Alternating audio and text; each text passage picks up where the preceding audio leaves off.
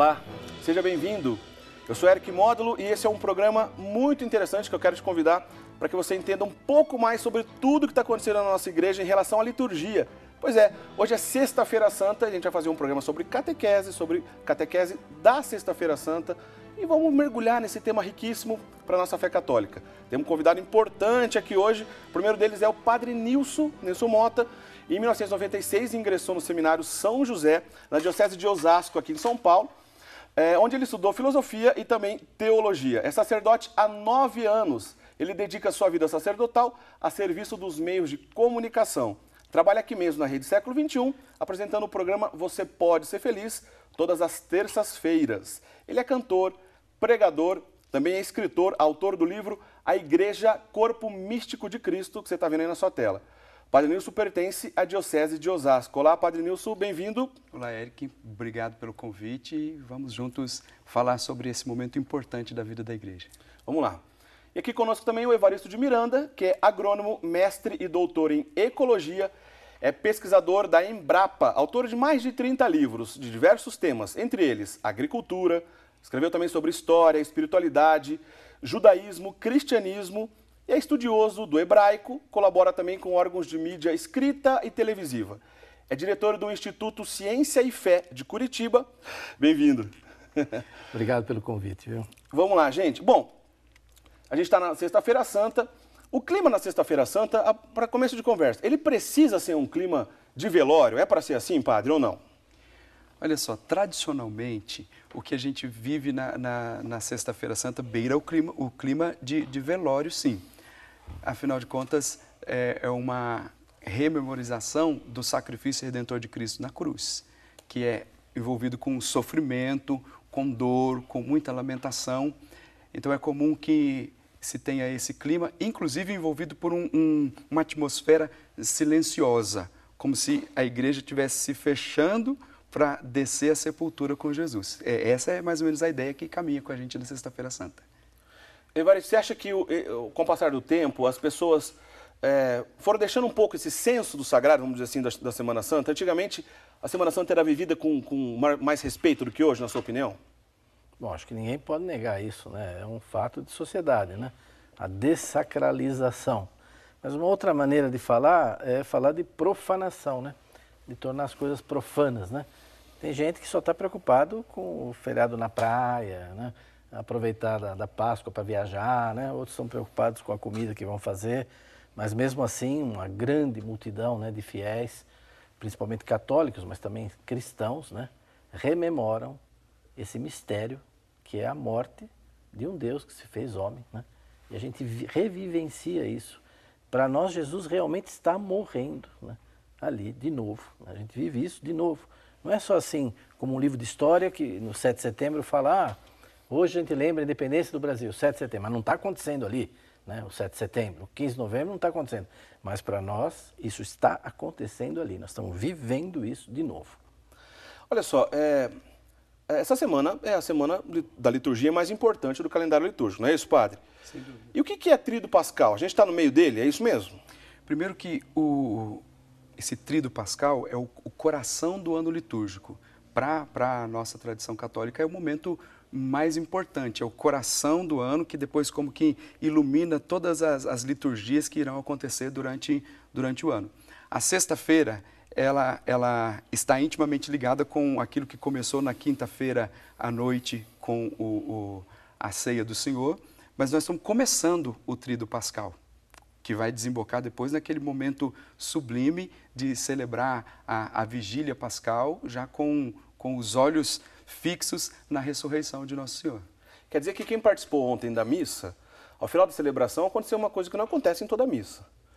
Quem participou ontem da missa de Quinta-feira Santa, é a missa do Lava-Pés, e depois de uma bonita celebração que o padre, inclusive, relembra essa passagem do Evangelho, onde ele lava o pé de algumas pessoas da comunidade, tem a desnudação do altar. O que é isso, Evaristo? É isso mesmo? É verdade. A desnudação, cabe muita interpretação sobre essa simbologia, né? Eu gosto muito de lembrar o paraíso. Isso nos faz retornar ao paraíso, porque no paraíso a gente vivia nu. Nós não estávamos cobertos por nada, né? É uma espécie de um retorno do paraíso que ocorre também no batismo. Você desnuda a criança antes de batizar. Nos retorna também a todo esse tema do pecado original, né? Leva nós lá atrás.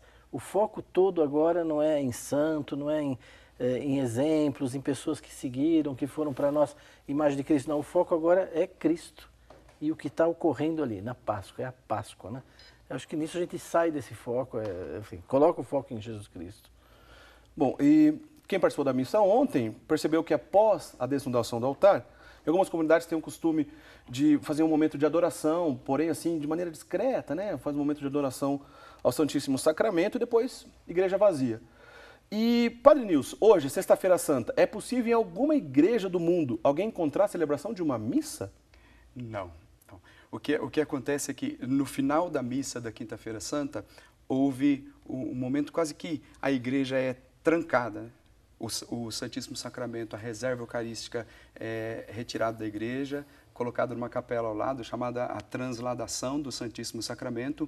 É interessante que não há uma bênção final para essa missa, e a comunhão que vai ser distribuída na Sexta-feira Santa é a comunhão, a reserva eucarística da missa que foi celebrada na quinta-feira. Não é possível que se encontre uma missa na Sexta-feira Santa. É o dia em que não se celebra o sacramento. Então quer dizer que a Sexta-feira Santa é o único dia do ano que não tem missa? É o único dia. Ah, porque a gente fica, na verdade, na sensação, na Quinta-feira Santa, a gente fica a sensação que não acabou.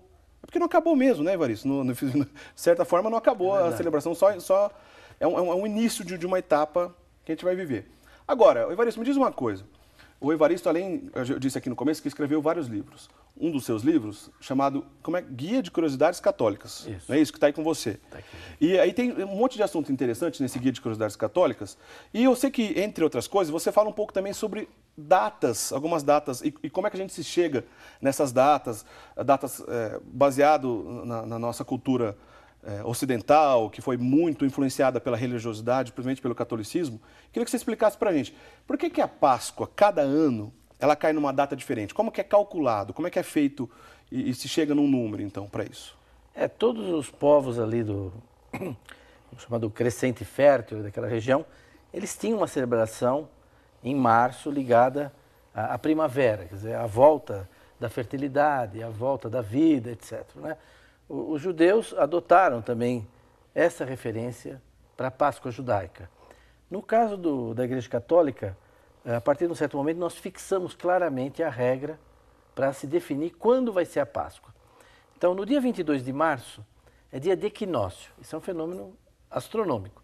No dia 22 de março, o dia dura tanto quanto a noite.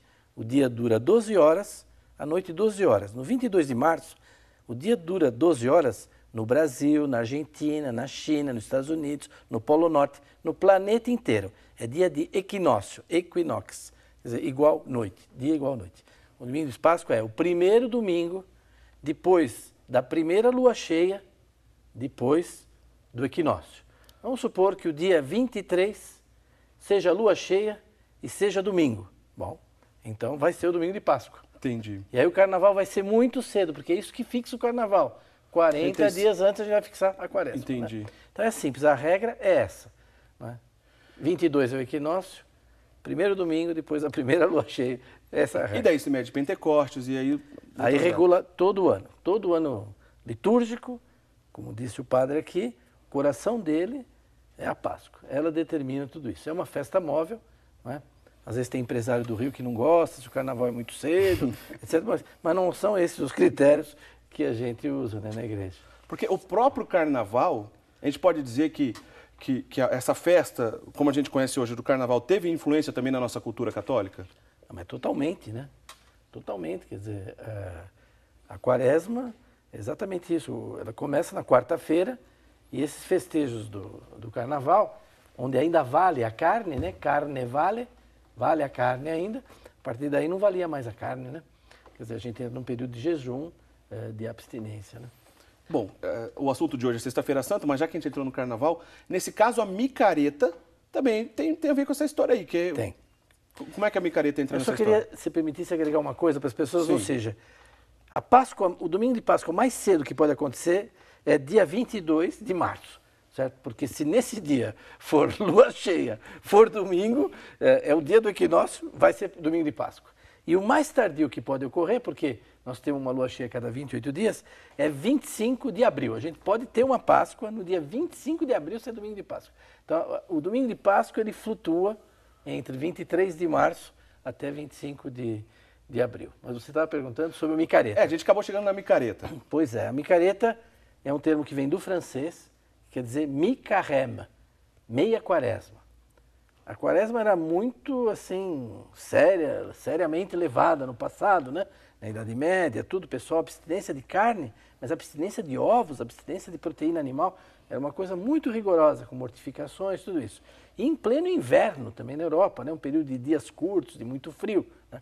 Então, bem no meio da quaresma, a igreja tirava um pouco o pé do acelerador, tinha uma celebração diferenciada, até a roupa litúrgica era outra, e você fazia ali um respirozinho no meio da quaresma. Chegamos até aqui, só falta agora mais uma metade, e nesse dia não se autorizava carne, mas era um dia um pouquinho festivo, assim, no meio da quaresma.